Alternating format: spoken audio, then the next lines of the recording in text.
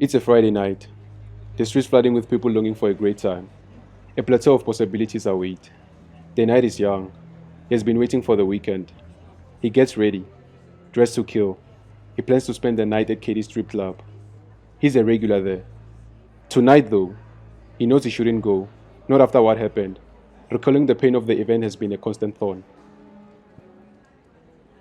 I am going, nevertheless, he says, looking cavenously in the eyes of the stranger in the mirror. Perhaps it'll comfort his guilt. Maybe he'll forget. He finds ease in pretense, shallow like a teenager falling in love for the first time. Looking good, he goes outside, standing alone in the street near the house waiting for a taxi.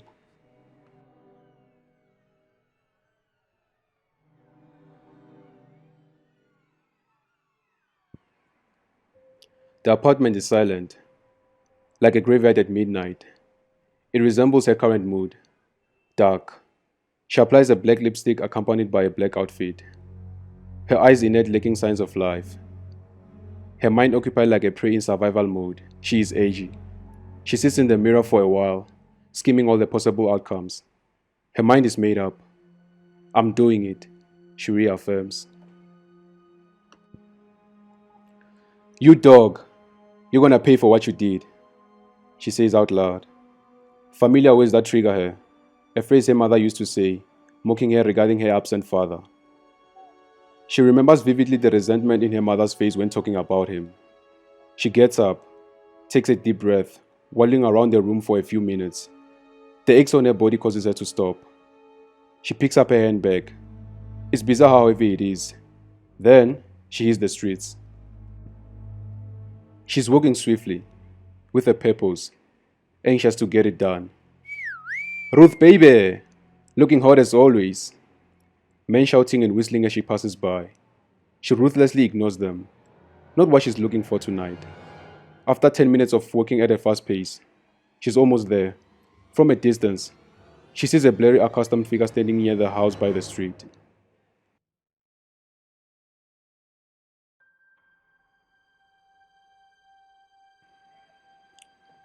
That's him. A standing target. You dog. Your time has come. Her eyes light up as she gets closer. The footsteps catches his attention. He tends to find a gun pointed at his direction, more terrified by the sight of her than he is by the weapon. What the hell? How are you here? Please! I swear I didn't mean to do it. It was a miss. The gun makes a racket of the gunshots, followed by the sound of her footsteps bailing out.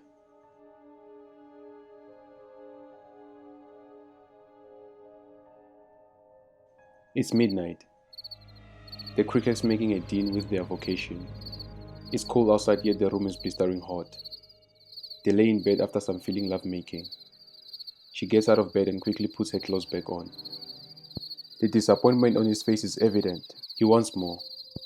Oh, Ruth, do you really have to go? Pulling her hand, trying to get her back in bed. She laughs. Yeah, I have to go. When am I gonna see you again? The coming Friday, as usual. Yeah, I want to see you sooner. Can't I drop by at Katie's earlier this coming week? Maybe on a Monday? Oh, you know I have clients during the week. Yeah, I know. As he hangs his head in displeasure. It's okay.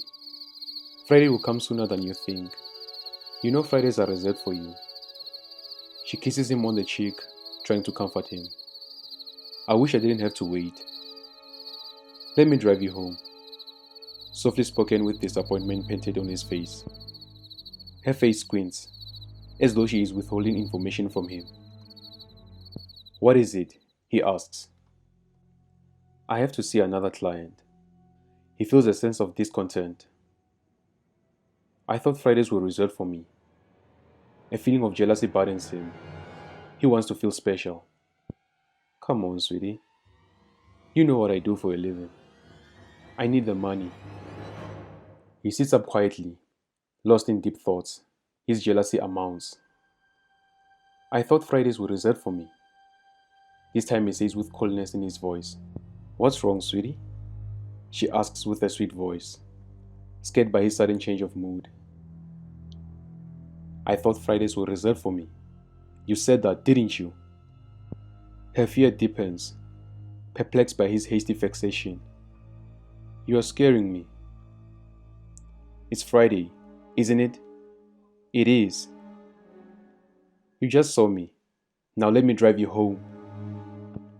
He gets out of bed with apparent rage on his face, puts his clothes on, his narcissism showing, thinking he can dictate.